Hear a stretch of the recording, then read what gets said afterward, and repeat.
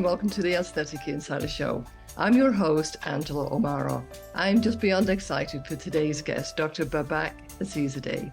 Dr. Azizzadeh is known worldwide for his pioneering techniques in facial rejuvenation.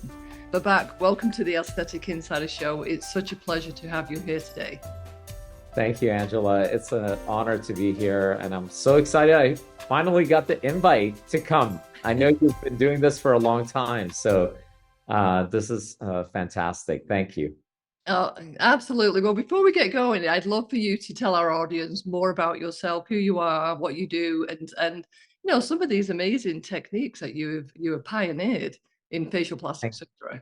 Thank you. Yeah. So I trained at UCLA and Harvard and started my practice about 20 years ago in Beverly Hills, in affiliation with Cedars-Sinai. My practice is really focused on, I would say, three areas. On the aesthetic side, with advanced facelift techniques and rhinoplasty techniques. And I also have a passion for children and adults with facial paralysis. I do a lot of pro bono work for them all around the world, and the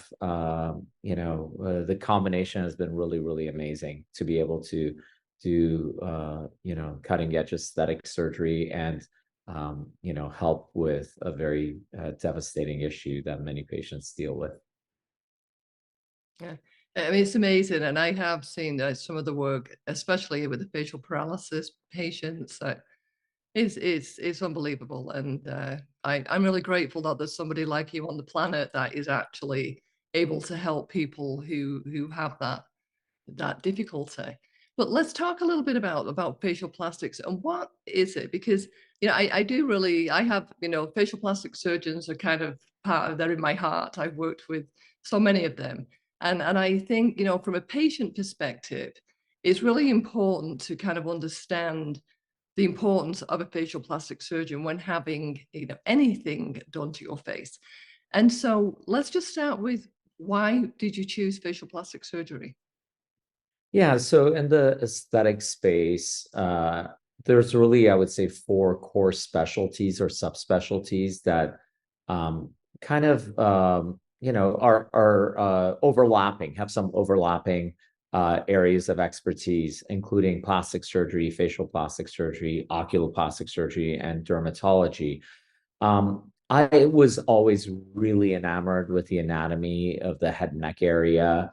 And a couple of really important things happened when I was younger.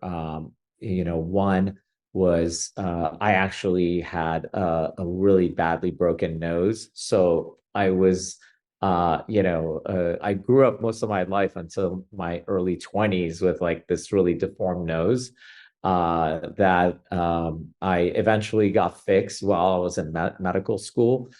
And the second thing was during early stage of my training, which was in head and neck surgery and ENT, one of my wife's really close friends developed facial paralysis because of a brain tumor. And so, these areas intersected into facial plastic surgery. So I ended up getting additional training in facial plastic surgery, which really focuses on exactly all the things that we've talked about, which is really ultra focused on the face and neck area. And I like the focused attention and the detailed attention of both the aesthetic and the functional components. So it was a perfect marriage, and I really have been blessed to be able to have that training and be able to do that. You know what, that's interesting, because I kind of am a believer that there's no kind of accidents in life that happen to you. And, for you to kind of go into this with, as a patient, really, with a broken nose, or the end result of a broken nose, and being able to fix that. And of course, now you look like you have a perfect nose. But then the patient, how you say, or your friend who developed facial paralysis is something, many many surgeons don't have that as an opportunity really in their life, which then has led you to have this practice now, like we talked about earlier, with just helping so many people with facial paralysis. And it really is something that is super specialized. Is not everybody can do that. So yeah, I think it's somewhat serendipitous the way your medical career began leading into today. Would you agree with that? Oh, 100%. I mean, there's so many steps in this journey.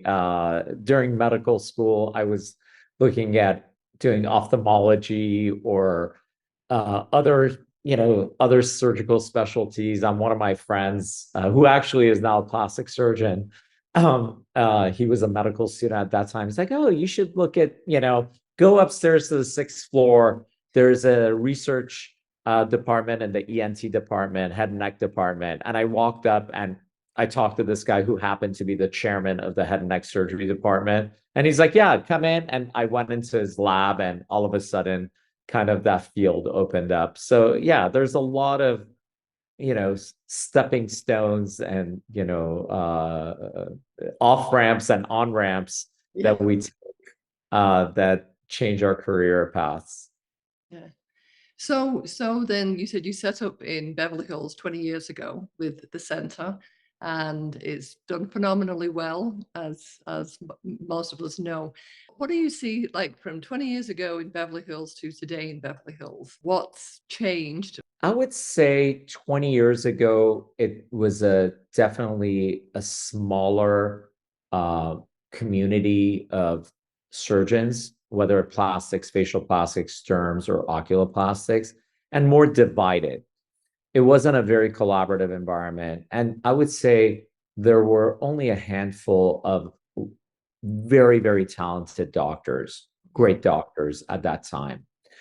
Over the past 20 years, and I feel like I've had something to do with it a little bit, we've become a much, much more collaborative group of surgeons in the area and a lot of talent infusion. There are really, really talented, well-trained, well-intentioned physicians in the community. So it's really great. I feel like it's very collaborative.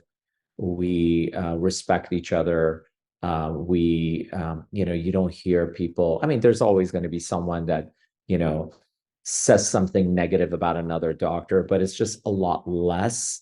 And it's really a wonderful, wonderful community. And I think it's also reflected nationally more so now than 20 years ago. And, we've, been able to actually get better education because of it, Yes. train people because of it, teach people.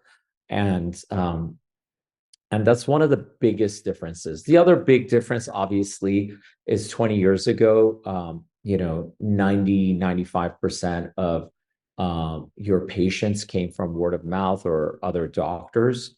And today, in the evolution of the internet and Yelp and social media, Facebook, Instagram, TikTok, etc., it has changed dramatically.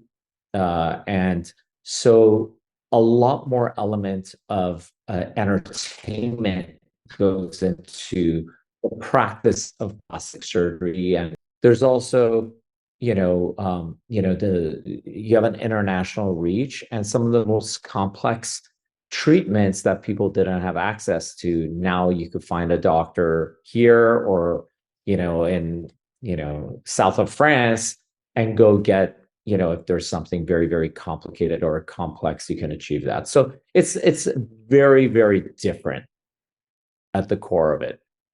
I love to hear that because collaboration with the specialties has been something I know you have pioneered with your outreach, with your conferences, and just your presence in the industry. And so it's wonderful to hear that, especially in Beverly Hills, because it has always been considered such kind of a competitive marketplace. But then so is New York, so is Chicago, so is London, so is Paris. And I think this, as you mentioned, the internet has really opened us up globally to collaboration with people in other countries as well, which is really phenomenal.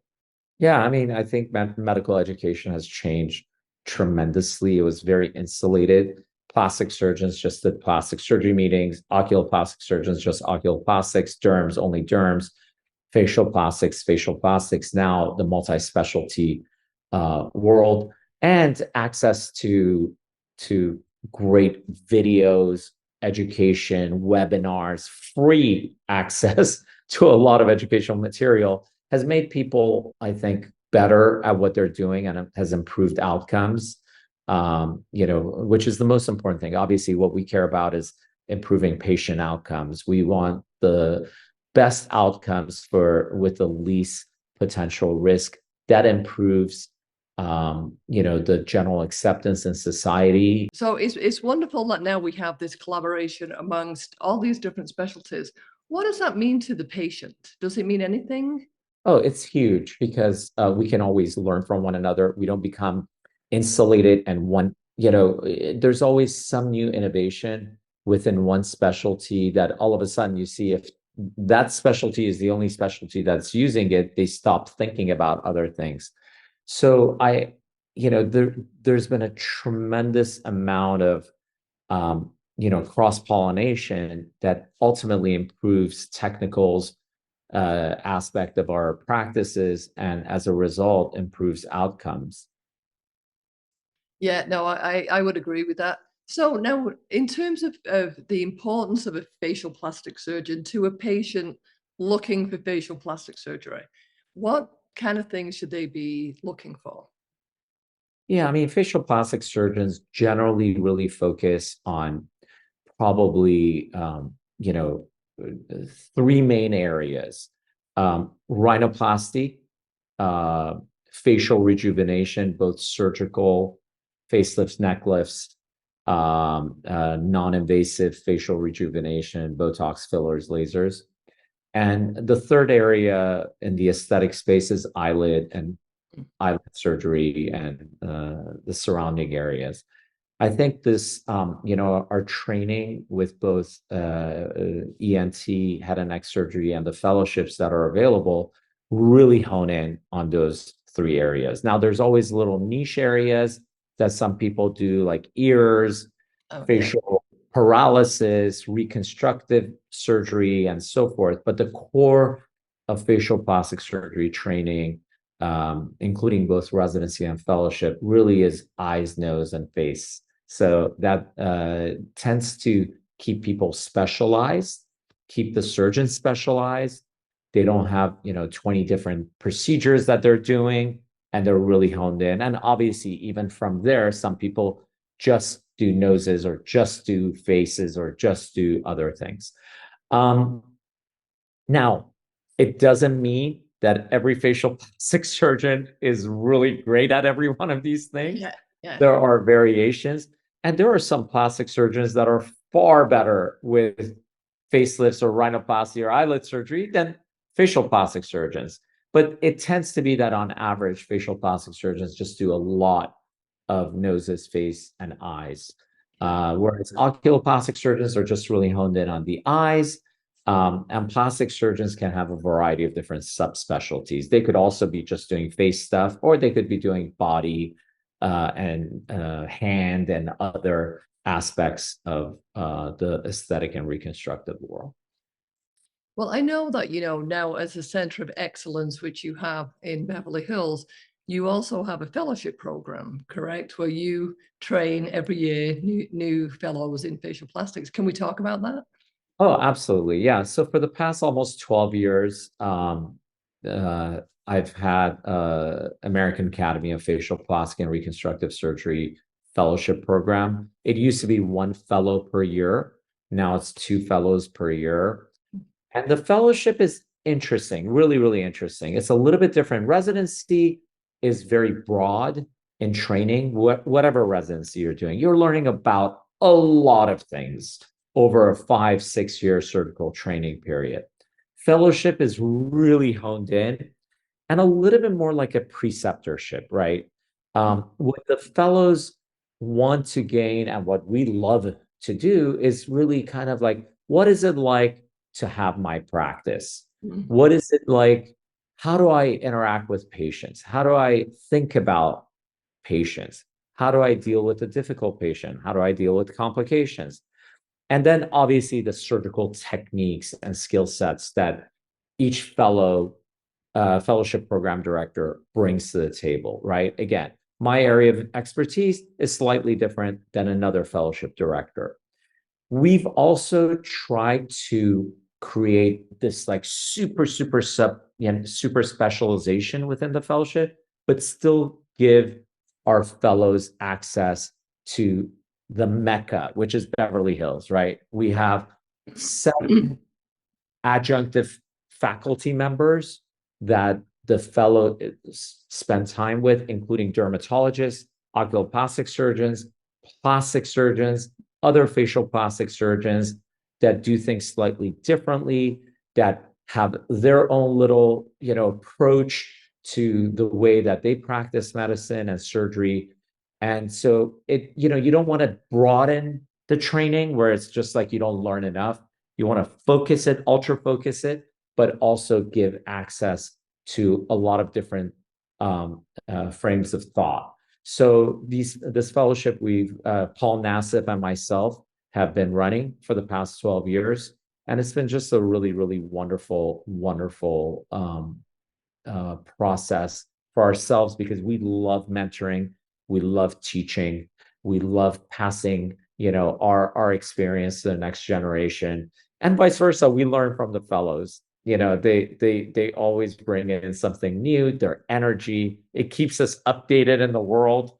Yeah. So it's a win-win situation. We provide that mentorship and training that I think to become the best you can be. I love as well, like you said, it's not just about them coming to learn to be a facial plastic surgeon.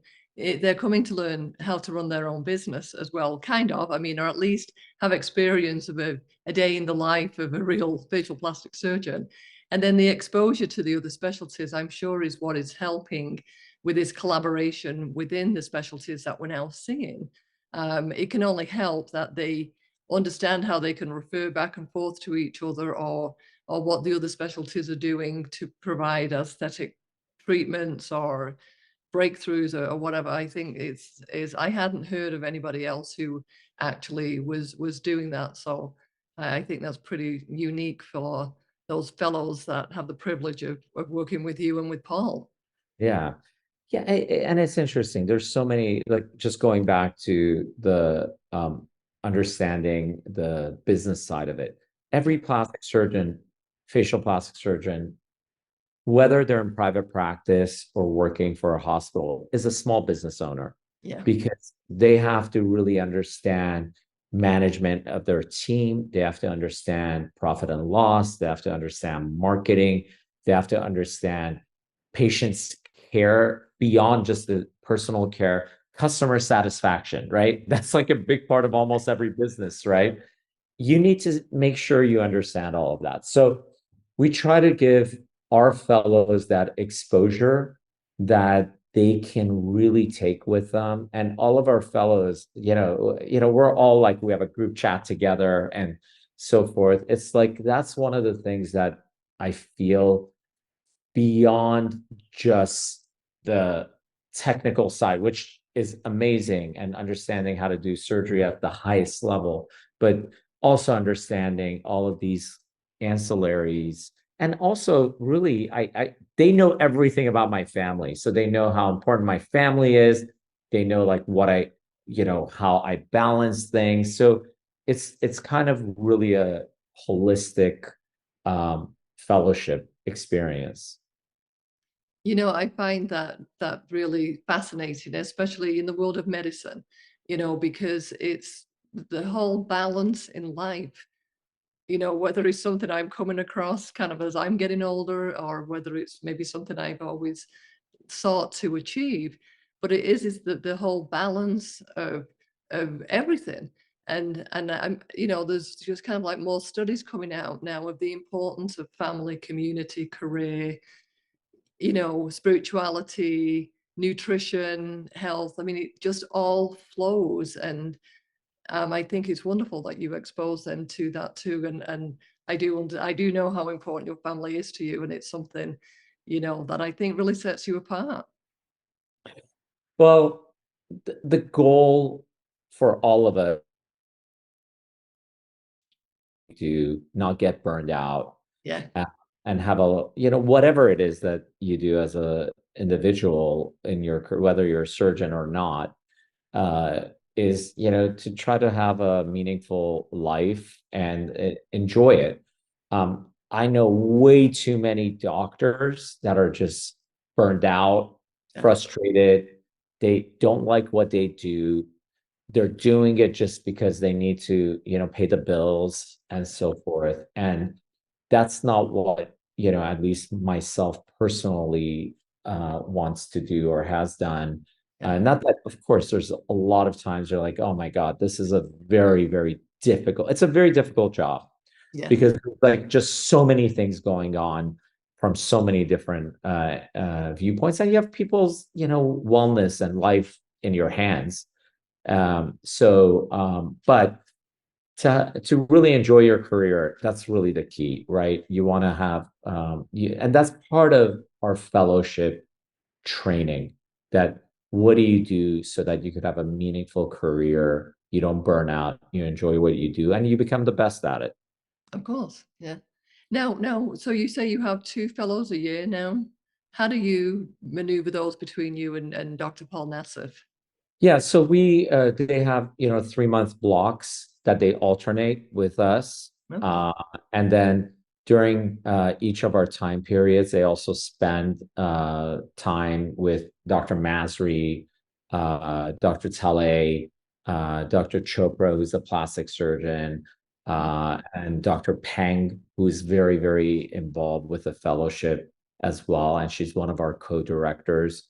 So we have, it's a nice mix, but basically, Paul, Grace, and myself really oversee the day-to-day, and then we develop, their other experiences. Dr. Fitzgerald is also very involved from a derm perspective. Well, that's wonderful. Now, you did mention in kind of the whole holistic approach that you have to the practice, and we mentioned how the importance of family, the importance of staff, and I think you have. I don't know if it's that you've been blessed or you've been fortunate, or it's just because of how you are and how you run the practice, but you've had long-term staff that have been with you through the thick and thin. Um, they're important, and you treat them like family too. So, what words of advice would you give to kind of other people out there, just from any career perspective, a business ownership perspective, the importance of the team? Yeah, I mean, the team is everything. Honestly, I spend probably as much time with my staff as I do at home, Yeah. between, all the factors that we, have to manage. I've had several staff members, them that have been with me 16 years and 14 years in Los Angeles. Let me tell you, that is really difficult. It's an Now, achievement. in other parts of the country, it's much easier. Here, anyone staying over 3 years in a medical practice, which is different, right, than working for a Fortune 500 company, is very different. But number one, I treat them like family. There's no like, of course, they have a lot of respect for me. They Mhm. always show that respect, and I always show respect back. And you got to find a good match, right? You could have two wonderful people, boss and employee, and they may not just they may be amazing, but they may not be a good fit. So that's very, very important. Someone that you fit with, someone that does their job well and maybe better than well. And then you have to treat them well for their livelihood, right? You have to make sure that they're getting paid appropriately. We've had, retirement planning that's like very rich and has provided them long-term security. And if there's a problem or issue, we sit down and talk about it. And 95% of the time, those issues, whether it's on my end or their end, is something that can be solved. If you have the right team, it will be solved on both ends. And really also being reasonable. as an employer, you have to be reasonable, and as an employee, they have to be reasonable, right? Because this is, again, a small business. So there are certain limitations that you have. But as a whole, really treating people well, um, um, making sure that the fairness needs to be both in terms of just how you respect them, Mhm. uh, and how they respect you back, both, and also make sure that they benefit from your growth, Yeah. right? Because a lot of times people will stay if they don't benefit from the growth, but they won't get vested and invested in your practice. So if there are projects like right now, I'm doing a really large healthcare technology project, I'm getting those key employees involved in that Mm. so that they can, share in that aspect, even though it's separate from my practice. And I take advantage of their expertise, and they're bright and brilliant, and why not? Yes. So that's kind of how I've approached it. And thankfully it's worked out well. That's great. So now for the fellows, where do they go after their tenure with you is up? Do they stay in Yeah. Beverly Hills? Do they go back I think to? we've had it all. We have, let's see, we have probably 4 or 5 fellows that are in Los Angeles or in the vicinity. I have a fellow in Charlotte, in Minnesota, in Philadelphia, in Austin. I have 2 in the Bay Area. So they are now one of my former fellows is now a fellowship director, which is super cool. So they are now an AFPRS fellowship director.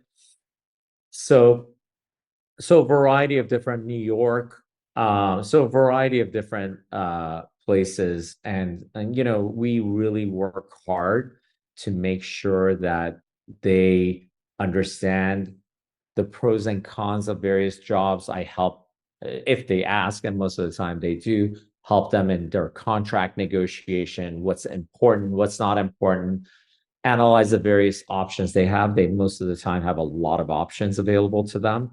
And that's a very important part because that first job is like super stressful for them, figuring what they want to do.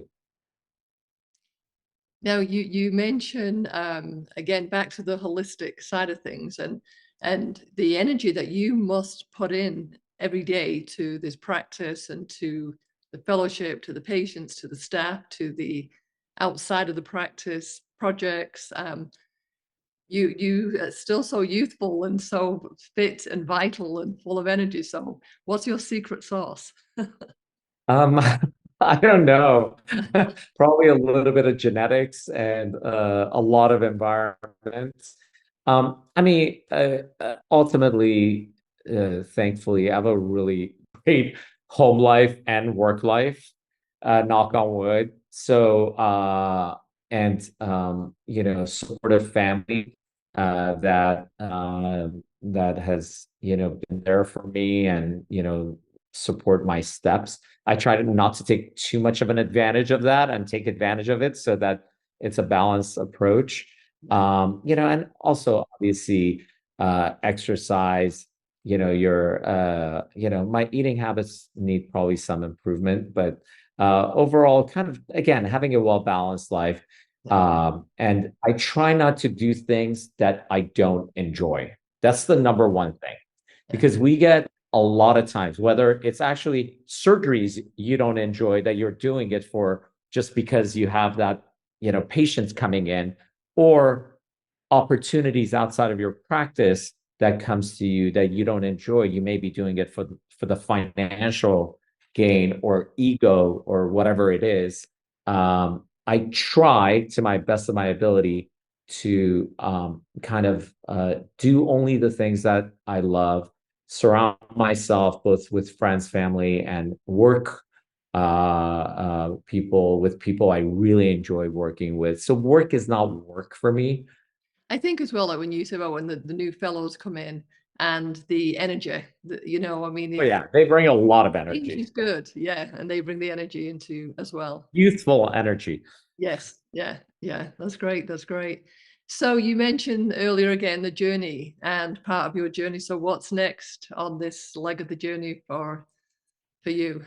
Yeah, so I'm working on a really, really cool, as I said earlier, really cool healthcare tech platform in the aesthetic space, which will hopefully be kind of a very important technology for plastics, facial plastics, oculoplastics, and dermatologists to have a telemedicine communication platform with their patients that is very user friendly Mm, and will improve their practices and definitely, hopefully, improve patient access and patient ability of the consumer to find and communicate with doctors. mm, So it's a big project that I've been working on. We've gotten 45 of the top luminaries, mm. key opinion leaders in the various specialties who are major stakeholders in this business. And so that it's almost ready to be, kind of out. And we're going to probably do a beta launch at the end of this year or beginning of next year. So we could have another podcast to discuss that because Absolutely. that'll be a super cool. It's a super, super cool project. That's Uh, and fantastic. it'll be hopefully a game changer for our industry.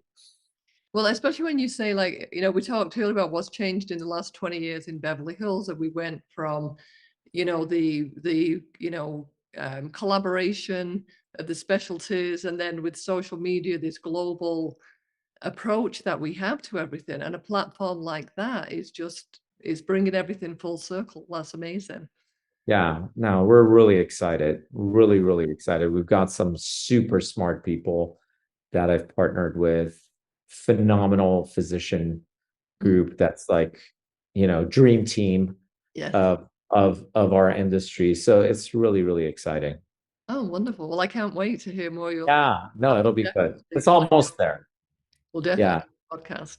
Well, we're back on that note. It's been such a pleasure to have you on the show as always, and you will be back soon with a absolutely. podcast with new technology. And I would also really love to maybe perhaps do a podcast on the facial paralysis, because I do know that is such a big aspect of your practice, and as well known as it is, I think there's always somebody in need. So I would love to do that too. Love that.